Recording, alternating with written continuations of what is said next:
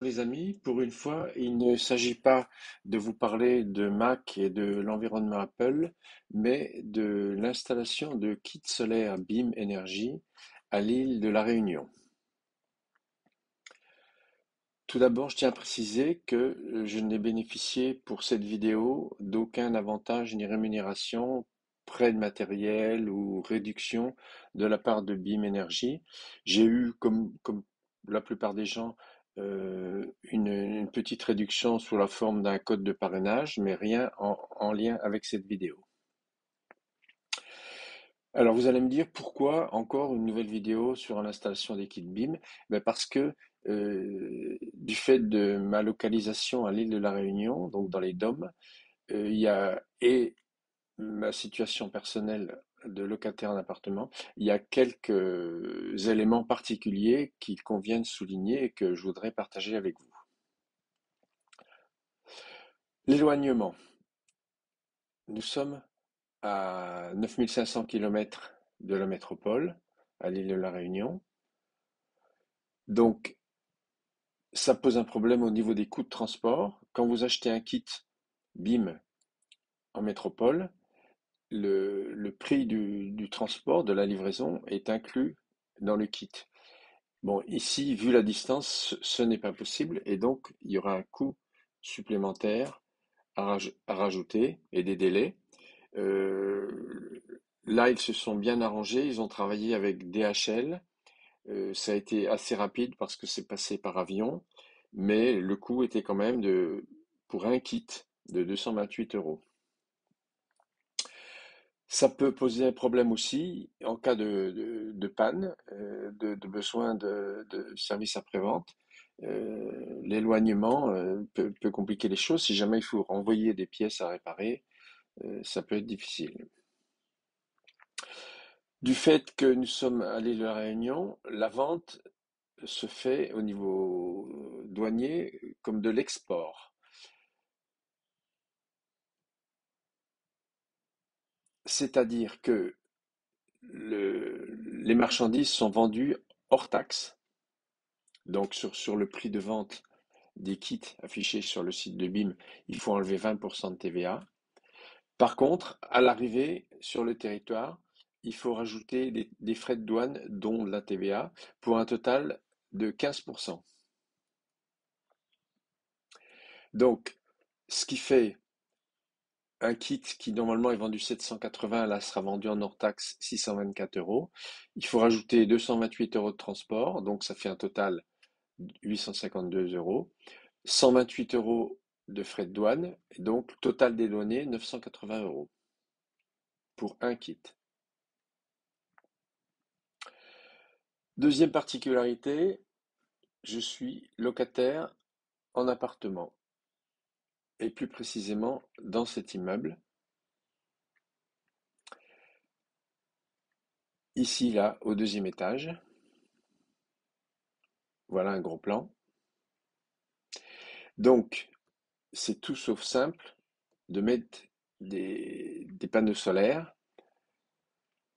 mais l'avantage, c'est que cette résidence, cette façade-là, est tournée plein nord, ce qui, chez nous, dans l'hémisphère sud, veut dire ensoleillement maximum, hein, contrairement à la métropole où c'est ensoleillement maximum quand c'est tourné plein sud. Et puis, le fait d'être au deuxième étage fait qu'on n'est pas gêné par les immeubles et la végétation qui sont à droite et à gauche. On est au-dessus et donc ces éléments-là ne font pas d'ombre sur les panneaux. Ce qui pourrait être le cas, par exemple, si vous regardez le préau là qui est juste au milieu, eh ben, vous voyez que lui, rapidement, il est à l'ombre à cause de l'immeuble voisin.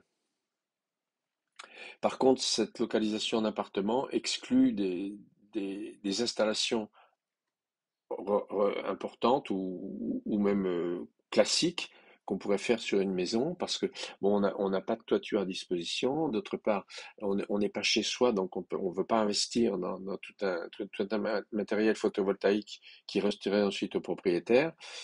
Et ensuite, vous avez vu la configuration, comment est fait l'immeuble. Il y a pas de toiture disponible, en particulier orientée dans le bon sens. C'est pour ça que je me suis tourné vers les kits de BIM Énergie. Donc voici l'adresse web. Vous voyez que ce sont des petits panneaux qui font 70 cm de côté, ils sont carrés. Un kit comprend 4 panneaux et donc ça fait un colis qui fait un peu plus de 70 de côté sur 25 cm d'épaisseur et qui pèse 32 kg, donc c'est relativement facilement transportable, contrairement à d'autres kits qui sont livrés sur palette avec un poids de 60 kg et ça coûte une fortune à transporter et à faire entrer. L'avantage aussi, c'est que c'est facilement installable. Donc là, je vous ai mis le prix en haut. C'est facilement installable. Alors, il y a deux types. Il y a le type qu'on peut poser par terre et le type qu'on peut mettre sur un plan vertical comme un mur. Donc, c'est celui que j'ai choisi. Donc, un kit, c'est quatre panneaux, comme vous voyez là. Et puis, ils sont reliés ensemble et ils sont ensuite tout simplement branchés sur une prise de courant. Donc, il n'y a pas d'installation électrique complexe à faire par un électricien. Il n'y a pas à traverser tout l'appartement avec des câbles et encore dépenser de l'argent pour installer tout ça. Et puis, c'est facilement démontable. Donc, sur cette façade, comme vous voyez, comme elle est tarabiscotée, donc je ne pouvais mettre que des kits en position verticale. Et j'ai commandé deux kits, enfin un kit et une extension. Euh, je pouvais les mettre comme ça, un sur le mur, un sur la rambarde, ou comme ça, ou le tout sur la rambarde. C'est l'option que j'ai choisie pour éviter de percer le mur et de créer des problèmes d'étanchéité. Chaque panneau est fixé et clipsé sur un T métallique. Ce T métallique est lui-même fixé sur le mur ou sur le plan vertical par trois vis qui sont là. Et ensuite, on clipse le panneau dessus. Donc, c'est très simple. Donc, vous voyez ici un T qui est posé.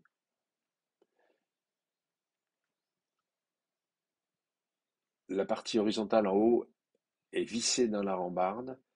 La partie verticale en bas, on va voir. Donc, voilà les trois vis. Voilà sur le côté.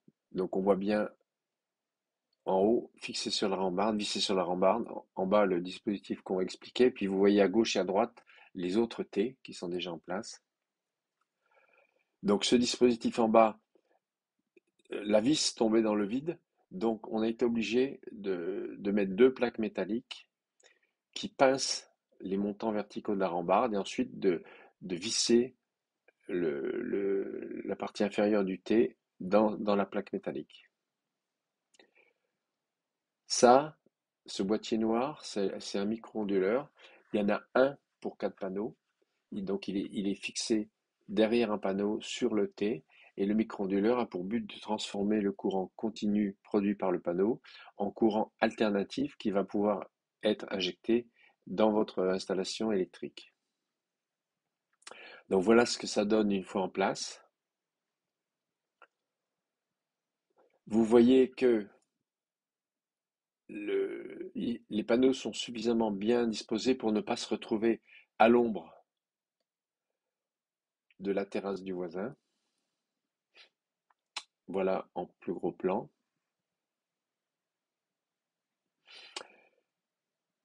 Voilà la vue depuis le balcon. Vous voyez que le balcon est très étroit. Il n'y avait pas de possibilité pour poser des kits par terre. En bas, vous voyez le trépied qui permet d'incliner les kits. Ils sont inclinés à 30 degrés. Enfin, d'incliner les panneaux. Donc, comme je disais tout à l'heure, l'ensemble est assez facilement démontable en cas de déménagement, ce qui est intéressant pour un locataire.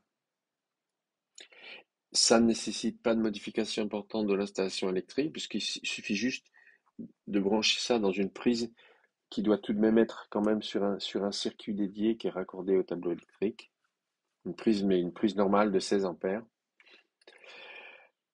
Autre particularité à l'île de la Réunion, les conditions climatiques. Nous sommes de temps en temps visités par des cyclones avec des vents violents.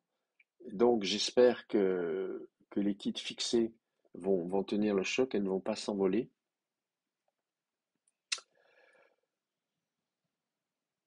Un effet bénéfique par contre, c'est l'ensoleillement. Ici, vous avez les heures d'ensoleillement à Saint-Denis de la Réunion où je suis.